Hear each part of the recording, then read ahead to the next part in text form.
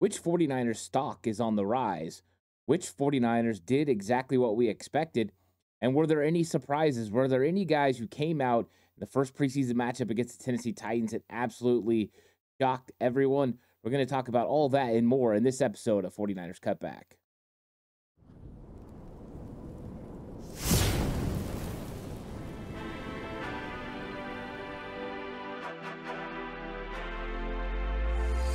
From the alley-oops at Kezar to the glory days at the stick. From who's got it better than us to brick by brick. It's always the 49ers way, from off-season to game day. Yeah, we talk back. It's the 49ers Cutback.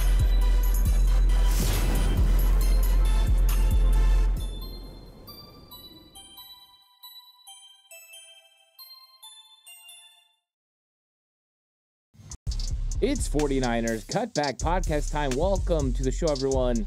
49ers football was back, and that meant we got to see some of the players make some plays, and then we got to watch and see how these guys are performing, because that's the key right now, is seeing how some of these young guys are going to step in and fill the void by some of these starters that are left right now during preseason. But ultimately, what happens if there's an injury? What happens if somebody misses a game or two during the regular season? Who's going to be able to step up and fill that hole? And then, of course, who's going to step up into some of the open vacancies that were left during the offseason? It's always one of the most interesting things to see. And for 49er fans, it was fun to see them play the Tennessee Titans. And the Titans did the 49ers a solid. Not only did they come out and play to win, blitzing and being aggressive on defense, trying to make some things happen on offense. Of course, they got a new coach there. But also, because those starters played, you got to see some good reps for some backup 49ers or some guys that are trying to earn a roster spot or earn a starting job. And it's always interesting to see how they're going to perform and play in and play out. You want to see consistency. I think one thing that we know for sure is that there are some 49ers players that absolutely flashed. They made a big play here. They made a big play there. They got people's attention. But consistency is what's going to win the day and ultimately win them the job. And it's not enough to take one aspect of what they're doing well and put that out and say, hey, this guy is ready to go, because there's other elements to the game that have to be seen as well. And of course, once we get into the all 22 breakdowns over on Patreon, we'll go play in and play out and examine every single player and see the plays that maybe they didn't have the best performance. But flash plays matter. Those big explosive plays can definitely change the outcome of a game or a series or a drive. That's for sure. Just, can you be consistent? Make the other plays and then sprinkle in the splash plays. That's what makes players like Fred Warner, Nick Bosa, the dominant players, so dominant. They consistently play well, and then they have splash plays on top of it. Right now, we've got young players that are making splash plays, but are we getting the consistency that we are hoping to get? That's going to be a thing they're going to have to determine throughout the preseason. Ultimately, they make this 49ers 53-man roster, maybe they'll have an opportunity to prove it during the regular season. But just like with all things, we temper expectations and make sure we keep it right where it's supposed to be. I will say this. If you were surprised in this football game a lot about what happened in the game, if there was a lot of surprises for you, you got to make sure you're getting the right content from people that are at practice. Because to me, from what I saw at training camp, this was kind of status quo. This is what we were expecting from the players that we saw in the field, and that's a good thing. That means they're taking what they've been doing at practice and taking that right onto the field and operating at a pretty high level. So we're going to go through, we're going to talk about some of the game observations, talk about stock up 49ers. I'm going to try to keep it positive. I'm sure some negative will come in there, but it's more coaching points and not negativity towards the player, because things you see right now can definitely get better. There's nothing that can't be corrected. Willingness is one things that is tough. But other than that, if it's some sort of technique flaw, it can be fixed. So that's the attitude we're taking in this one. Please like and subscribe to the channel if you haven't already. I really appreciate it. If you're listening on audio platform, 49ers Cutback on Believe. Please give it a 5-star rating. And if you're going to bet with Bet Online. Bet Online is the world's most trusted betting platform and your number one source for everything online sports betting. Right now, you can receive a 50% free bet of up to $250 on your first deposit. You bet on anything from the Olympics to baseball to Formula One racing. Bet Online has every stat, every matchup, and even live odds and spreads while the games are being played. When the game's over, head on over to our online casino and get in on a game of blackjack or poker or unwind with one of our over 150 slot games. Head to the website today to get in on the action. Use the promo code BELIEVE, that's BLEAV, for your 50% free bet credit on your first deposit up to $250. Bet Online, the game starts here. So I have my own feelings on this game as far as rankings and who was stock up and stock down and who really showed up and showed out, who performed to reasonable expectations for what I had thought.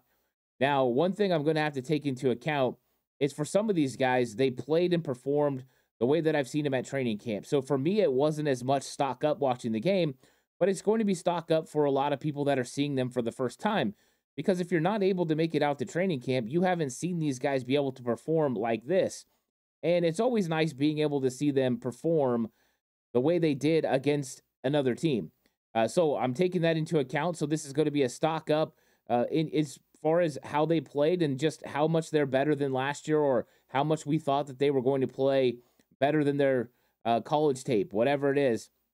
We're going to get into all that in this one. And I think that's one of the things to remember is stock up is a good thing, but hopefully next week they're still making those good plays. Consistency is going to be the key. Now, PFF put out some grades, and I want to go through PFF grade for the mere fact that I just want to put it out there. I do not go off of PFF grades. So they're not the number one thing that I pay attention to. A lot of people will go off just what PFF says, but I go with the eye test and what I see on film. But I just wanted to go over what PFF was saying about the highest graded 49ers. So the top 5 highest graded 49ers in this matchup were Brandon Allen. He was the number 1 highest graded player in his 25 snaps. He got 91.4 PFF grade. Jake Tungus had an 83.3 in his 11 snaps. So you'll see a lot of low snaps in this one because 49ers were rotating through. Some guys got a lot of plays, though. Jordan Mason, he got an 83 on his 11 snaps. Chris Conley got a 75.6 on his 17 snaps. And Tay Martin got a 70.3 on 39 snaps. So Tay Martin played consistently pretty well in this matchup. Now, the top defensive performers, Jonathan Garvin, who was just signed 2 or 3 days before the game, he got an 84.1 in his 35 snaps. Alex Barrett, the other defensive end, got 80.4 in his 46 snaps. And that's pretty good. And we know he consistently does pretty well in the preseason. Then he ends up on the 49ers practice squad. George Odom got a 74.5 in his 14 snaps, his first start with the 49ers this season. Sam Womack, 73.6 in his 36 snaps. And then Kevin Givens with a 72.1 in 8 snaps. So these guys are going to be the ones you see that are most consistent. Now, the lowest graded 49ers were Matt Breida, Isaac Alarcon, who's a part of the international program, and then Lewis Kidd, who the 49ers had just signed this week, who all struggled and all had around a 38 grade. On defense, this one might shock a lot of people. D. Winters was actually ranked as one of the worst 49ers by PFF at a 28.8 in 36 snaps. And we'll talk about D. Winters in a second. T.Y. McGill at 28.9 in 42 snaps, and Ambry Thomas, before he broke his forearm, was at a 31.1 in his 25 snaps. So I wanted to give that point of view because finding D. Winters at the bottom of that list could surprise a lot of people. And I think part of the reason that I wanted to point that out is because PFF is going to grade D. Winters on missed tackles. They're going to grade him on coverage problems. There's a lot of things that are going to be seeing there. That's why I mentioned earlier about flash plays. When you look at D. Winters, I don't know, maybe one other guy flashed as much as he did. There's a couple guys that flashed in here, but this is what D. Winters has been doing at training camp. And if you've been listening to my training camp breakdowns, when he flashes, I mean, he gets your attention. He makes explosive plays. The play he made in the preseason game where the two guys are pulling and he runs and fires, pulls that trigger, comes straight upfield, and gets right in on the second puller's hip pocket and works his way to the running back for a loss of 5 was a fantastic play. Those are the highlights that you see from D. Winters, and you're like, wow, that guy right there has the ability to make big-time plays for this 49ers defense. The problem right now for D. Winters is some of the nuance of the position. Number one, he struggles a little bit when he's on the backside. So, with linebackers and linebacker play, depending on how many linebackers are on the field, if the play's going away from you, you have the cutback lane. Sometimes he likes to move horizontal and even give up ground and allow a cutback lane to be there. I seen that in practice. I commented on that in some of my practice reports, and I thought I seen it in this game as well. So that's an area that D. Winters needs to get more consistent and better at if he's going to be one of the 49ers' top 3 linebackers. The other thing that he needs to get a little bit better at is making sure he settles down and doesn't overrun ball carriers. That caused him to miss some tackles. And you can't miss tackles in the NFL. You've got to be able to make those tackles as soon as they catch the football if you're in coverage, or when it comes to getting them after them when they're running the football. You got to bring them down right at the point of attack. And I thought D. Winters had some struggles there. So I thought the flash plays are definitely things that make you see D. Winters' potential. Those explosive plays are the plays that you're like, you love. Now we need consistency. So we need him to play with a little bit better technique and being at home for the cutback lane. We need him to make sure he doesn't work across too far and overrun and over pursue ball carriers. And we need to make sure he gets where he's supposed to get in his drops in coverage. Those are things he needs to work on. But I think we see potential. And whenever you see potential, you start talking about guys who have stock up. And I think right now he got everyone's attention. And he's going to be one of those guys that's going to push for that third linebacker spot. So even though I think stock is up for D. Winters, there are things that he needs to get better on. And there's going to be a lot of coaching points coming from Coach Johnny Hollins and Coach Nick Sorensen as they're going to try to get him in the right place where he can play consistent football. Flash plays are great, but be consistent. That way when the flash plays come, they just highlight very good play. That's what makes Fred Warner and Trey Greenlaw so good at the position. Consistency. They always play at the same level. They're really good, and then all of a sudden they'll have these great plays that set them apart from everyone else. So that's what we're looking for from D. Winters. The reps were great, and I'm looking forward to seeing what he can do in the following games coming up. Jordan Mason, and Jordan Mason's a stock up 49er. And we've seen this consistently at training camp.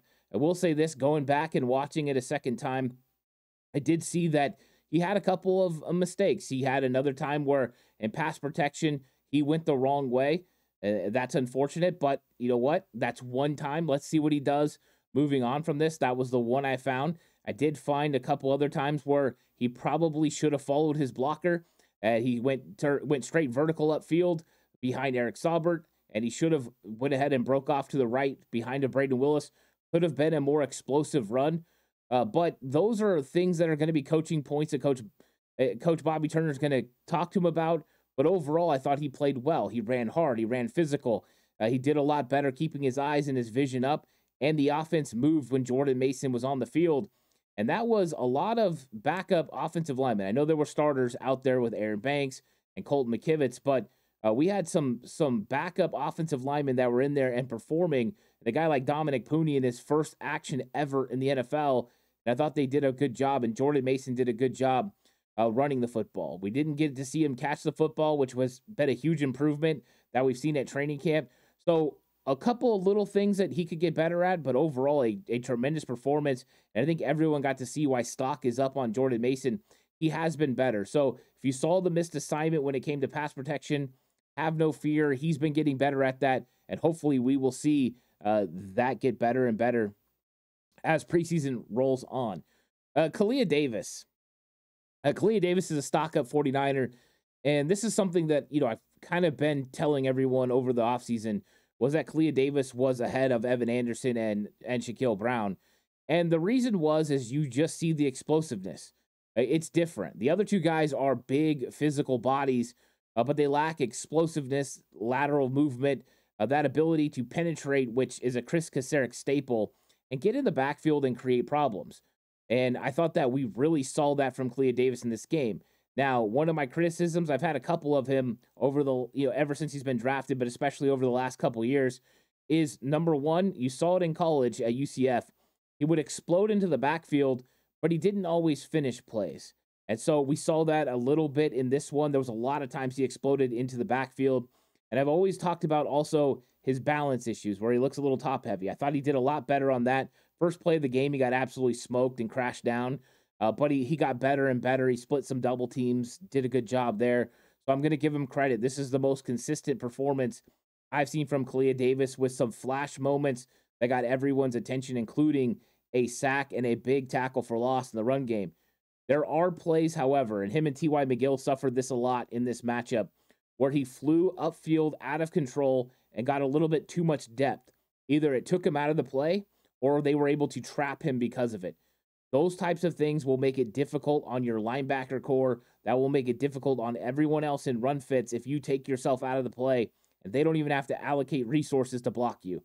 So he's going to have to learn how to still be aggressive and penetrate without being too eager to go too far upfield. So he's going to have to find that distance. But overall, I thought it was a great performance. We got to see some of those splash plays from Kalia Davis. And I think he proved right now that he's ahead of Evan Anderson, Shaquille Brown, and T.Y. McGill. His job to keep more consistency and then get better on the weaknesses that we saw from film. So now that the 49ers coaching staff and Chris Kasarik and Ronald Blair saw this, they can work on it. And they can make sure that he's paying more attention. Another thing I really did like about Kalia Davis, I got to give him credit, was he was hustling down the line of scrimmage, running things down with screens, recognizing screens and turning and getting down the field. So recognition-wise, we saw some of those linebacker instincts that he had that were on display. So a lot of good with Kalia Davis. A couple things bad that he needs to work on, but that's why you play, and that's why you break down these guys' games so that way they can get better. So he's going to look at it. His coaching staff's going to look at it, and let's see if he can fix it. But, man, it was fun to watch him get upfield, explode, and make plays in the backfield. That's some DJ Jones type stuff. John Lynch said when he was drafted in the 6th round, this guy reminds us of DJ Jones. They even gave him the same number. Well, now we know why. So Kalia Davis had a great performance in this game.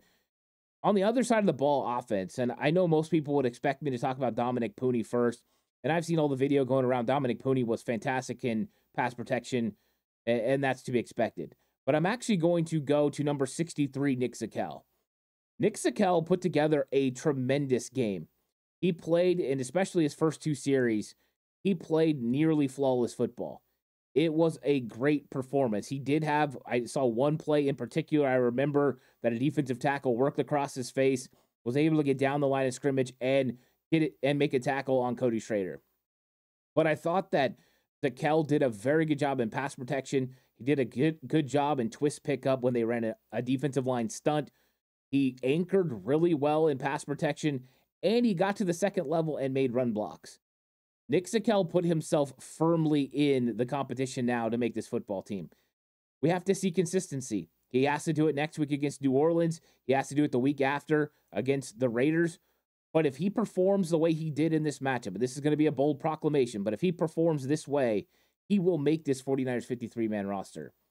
That's how good I think he performed and how much I liked what I saw so far. Now, I want to get deeper into the All-22 film. I want to break this thing down all the way on Nick Zakelj. But this is not the same Nick Zakelj we saw last year. Not even close. This is a professional. This is the guy that everyone was clamoring for to cut when they drafted him out of Fordham. This guy is a lot better, and he's still got work to do. There's still a lot of things that he can get better on. Just like I talked about a guy working across his face. He's got to make sure he gets around that guy, gets his face in front, and make sure he doesn't allow those guys to get there and disengage. So is there work to do? Absolutely. What I'm saying is this guy had showed improvement at training camp. We've seen him move up the depth chart and into the backup center role. And now I think he's firmly in the mix for not just backup center, but at some point we're going to start talking about Nick Zakelj being a firm option down the road to be the long-term potential center for the San Francisco 49ers. That's how much of an improvement he's made. And I'm not just going off this game, but I'm going off camp as well. But he's got to be consistent. Next week, if he falters, he's going to fall off. So he's got to build upon this. But it was a great performance by Nick Zakelj. And it was a great performance by Dominic Pooney as well.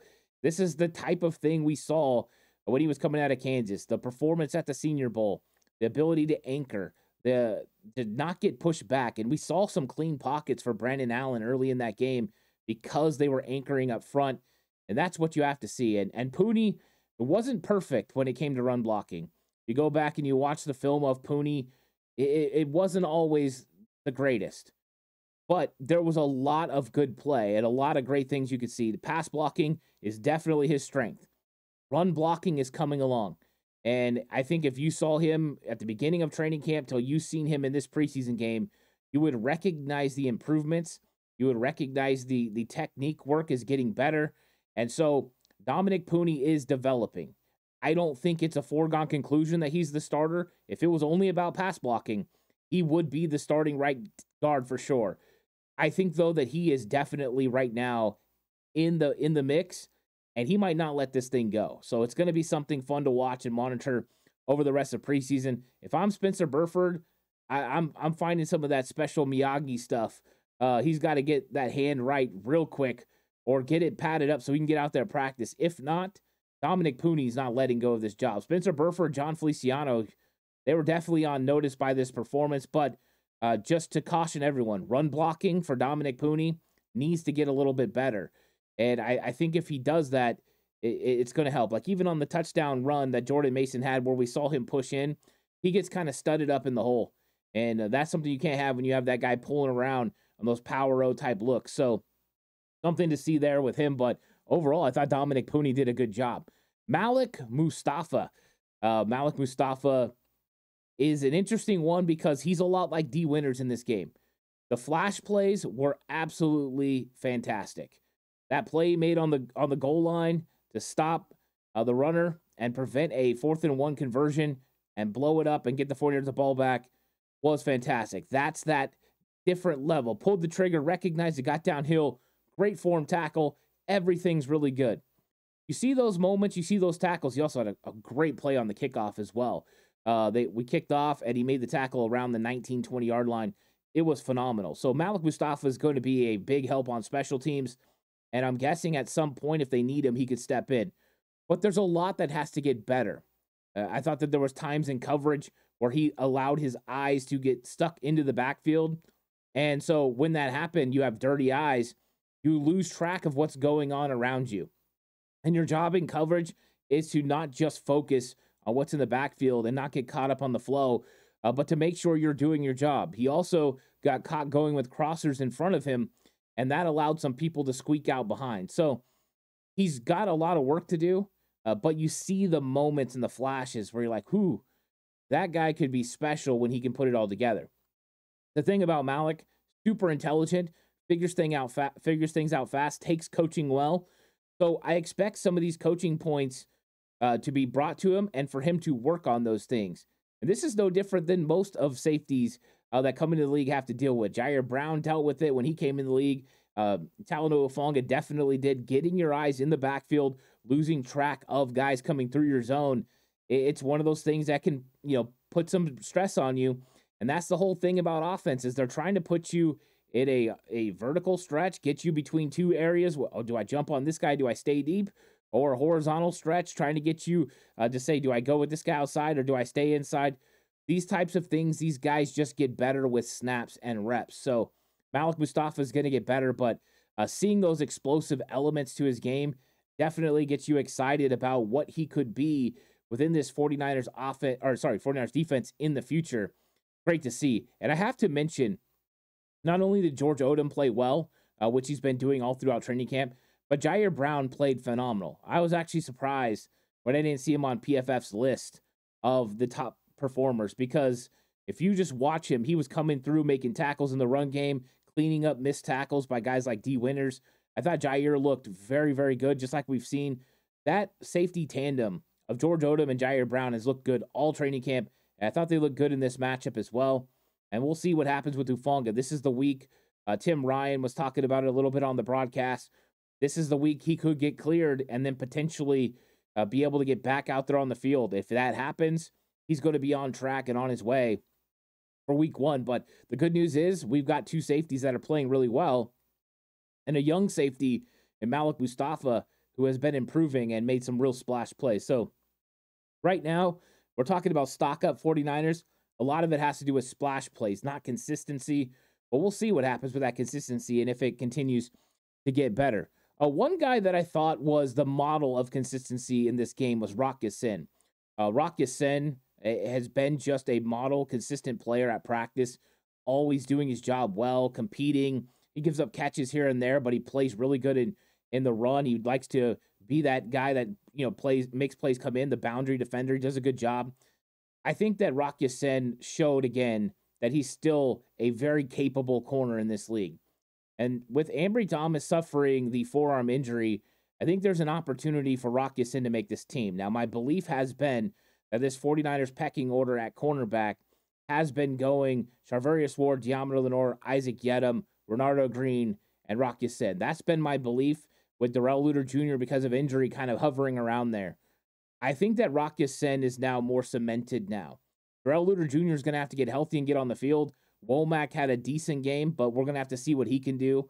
He's got some improvement to make, but it looks like the 49ers are 5 deep at cornerback, with Rock Ya-Sin looking comfortable, competing, and just having a veteran that understands concepts of what he's looking at, understands drops, where he's supposed to be. That's significant, because you just can't always look at a rookie and expect them to understand everything that they're going to see, what offensive coordinators are going to throw at them, what receivers are going to do that are a little bit different than the norm on their route running.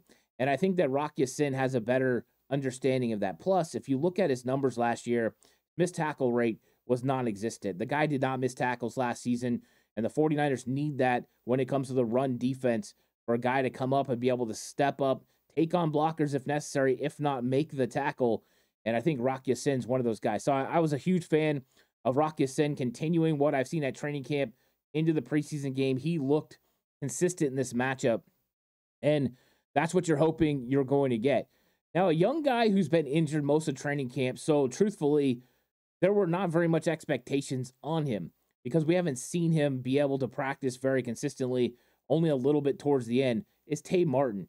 And I thought Tay Martin had a huge drop down the sideline from Brandon Allen that if he catches it, we're probably talking about Tay Martin maybe being the offensive player of the game. That's how close it was. But he still had 5 catches for over 50 yards, did a very good job of finding the right spots in the zone. Now, it wasn't all good. There's a play where in the third quarter, it was third or fourth quarter, Trent Taylor was running a out pattern, and Tay Martin didn't run anything. He basically just ran down the field and stopped in the way. And so I don't think it was all perfect from Tay Martin. I don't think that by any stretch of the imagination. He had the drop on the deep ball. He had a couple of routes that weren't great. He battled when it came to blocking. We definitely need to see more consistency. But what we saw was a guy that could get open, a guy that could make the catch and could get first down. So at least in that way, it's stock up, because we didn't know what we were going to get from Tay because of the injury with the hamstring. He's missed most of training camp, but to see him out there performing and making a few plays for this offense, I think is a good sign for the 49ers. And it puts Tay Martin kind of in that battle. And this battle is not even close to being won. Ricky Pearsall's been dealing with the shoulder. Haven't seen him. Jacob Cowing didn't play in this game. He's got to work his way back in. Then you've got the veterans. You had Chris Conley, who played absolutely fantastic. And if you've seen him in training camp, you already knew. But if you've seen him down the stretch last year, you know he's a pretty competent player. Well, he's been having a fantastic training camp. And I thought Trent Taylor had a good game as well. People that are talking about his returns on kickoff, Trent Taylor was never going to be the kickoff returner. Ronnie Bell is not the kickoff returner. We've seen at practice tons of other guys take returns. These guys are not the most dynamic, and they're not a part of the first team kickoff and kickoff return. In fact, we haven't seen the 49ers run their legit kickoff and kickoff return yet. That I'm sure we will see in the regular season, but everyone is keeping things close to the vest. So was it fun that they had a huge kick return in this matchup? No. Did that give us flashbacks? Yes. But let's wait and see, because I don't know if Moody's going to kick it like that every time. I'm just saying, line drives and getting the ball to the ground has been what Coach Chris Foerster has consistently done when they've worked on kickoff. So I think that's an element we're probably going to see them do. Directional line drive kicks that bounce before the returner and make it more difficult for them to be able to grasp and handle, and could change it up a little bit. So we'll wait and see on that. But let's not hold it against Trent Taylor when it comes to that. He's more of the punt returner. But I think the interesting part's going to be with Chris Conley and Trent Taylor. Are they going to make this 53-man roster, or are they going to end up getting released and then brought back to the practice squad as veteran wide receivers. I think that's a key element. And guys like Danny Gray, Ronnie Bell, and young player like Tay Martin are going to have to be the reason that the 49ers elect to do that. Tay Martin did a good job. I don't think it's enough right now to put him on the 53-man roster. I don't think that's happening yet, but he's got some work to do. Eric Saubert, and for those who hadn't seen Eric Saubert in practice and hadn't seen him play, you got to see it in this game. Some good blocking, a catch where he got, a little bit of yards. He's more of a possession tight end. We have seen him beat linebackers for 20, 25-yard plays downfield during training camp. We didn't see any of that in this matchup. But overall, Eric Saubert, you see, is a very solid tight end. He doesn't make a lot of mistakes. He does what's asked of him. And he's kind of like George Kittle said, and that's what I've been saying for a couple weeks, the mashup of what you were getting from Charlie Warner and Ross Dwelly. Is he the most athletic tight end? No. Is he the biggest tight end? No. Is he a guy that battles and does whatever he can every single play? He's very gritty and just competes at every single play in and play out? Yes. Does he fit the makeup of the 49ers tight end room behind George Kittle? Absolutely. So there's no high-end ceiling for this guy. He doesn't have the ceiling of a guy like Braden Willis or Cameron Latu, or even a guy like, that's we've seen do it at a high level, like some of the other guys they've ran through here before, guys like Jordan Reed or even Logan Thomas before he got hurt. No, but he's a very consistent, solid number 2 tight end, and I think that's important. And one thing to remember when it comes to the rookies, we saw no Mason Pline. So I don't think Mason Pline figures into the 49ers 53-man roster this season, and that's okay. We'll see if he lands on the practice squad and what that means, because they have guys ahead of him right now. Saubert played well. Braden Willis, I wouldn't say he played great. He had a couple plays here and there. He's got a lot of work to do. I think Jake Tungus played pretty well, and he's gonna continue to play well because he's a consistent guy and he can play fullback. Latu had a couple catches. I did see a couple good run blocking reps as well, where he got out on the second level, got on a linebacker, and made his block. So we're seeing some things from Cameron Latu that are trending in the right direction. I don't know if I can say stock up by any stretch of the imagination, but I think we're seeing better play. This thing's coming down to the stretch and down to the end for who's going to be tight ends 3, tight end 4, potentially make this roster. I think Jake Tungus might end up on the 49ers practice squad. Versatility to play fullback and tight end. I think the 49ers would like to keep a hold of him, and he did spend a lot of time on the 49ers practice squad last year, so it makes sense. And then what about the quarterbacks? PFF had Brandon Allen as the number 1 offensive performer, and I thought he looked pretty good. And I'm sure they gave him credit for the ball that was thrown to Tay Martin, the ball that was thrown to Ronnie Bell that went through his hands and hit him in the face. Those were tremendous passes, and I thought Brandon Allen did really well, looked good, looked comfortable. I think 49er fans can feel a lot more comfortable with their backup quarterback job. And then Joshua Dobbs comes in, and this has been, something that people have been a little bit down on Dobbs, but it's the extra things that Dobbs does to extend plays, be able to get outside the pocket, move the pocket, and then throw on the move that just makes him a little bit different. The added element of being able to scramble and get into the end zone the way he did during last night's game, they just show a different side. So both these guys approach the game a little bit differently. Brandon Allen has to win from the pocket. Josh Dobbs can win from the pocket and from the perimeter when he rolls out or flushed out, and he can make some pretty good throws. So I don't think this thing's been decided. I think next week we'll probably see Josh Dobbs as the second string quarterback. He'll get those reps, and I think Brandon Allen will come in third, and they will let this thing work all the way through the last preseason game before they decide who's going to be quarterback 2 and quarterback 3. Good thing is we have 2 quarterbacks that can run this offense and can make plays. And I think that's exactly what John Lynch and Kyle Shanahan have been trying to do. Make sure you have competitive room. And now they have 2 veterans, too, that are in there with Brock Purdy. If something, heaven forbid, happened to Brock Purdy and he missed a couple of games, I think we're feeling a little bit more confident these guys could come in, maybe split those 2 games, win one, lose one, and keep you in the mix until Brock gets back. And that's exactly what you're trying to do with your backup quarterback. So it was a very good game. I think there was a lot of guys, that had a couple moments, guys like Curtis Robinson, guys like Tracy Walker. They had a couple of moments. You're like, okay, let's see what they can do. I don't think they impressed enough to be stock up, but I'm going to be watching them. I'm going to be listening to reports that come out of the practices with the New Orleans Saints, the joint practices, and of course that game next Sunday, where I expect we'll see a little bit of Brock Purdy and a little bit of the starters in the first maybe series or two. We'll see what happens with that. But it's exciting. 49ers now are playing football, and we're working towards building this 53-man roster. And then ultimately that first game, September 9th, against the New York Jets. So 49ers looking good, and some guys making some plays. Let me know what you think about who I had as stock up players. Do you agree? There's a lot of flash splash plays, but not really, the consistency right now. I'm curious what you think. So let me know. Like and subscribe to the channel if you haven't already. You're listening on audio platform 49ers Cutback on Believe, which is available on Spotify, Apple Podcasts, wherever you listen to your podcast. And this episode was brought to you by Bet Online. The game starts here. I'll catch you guys in the next one. Until then, stay safe. And remember, the right way is always the 49ers way.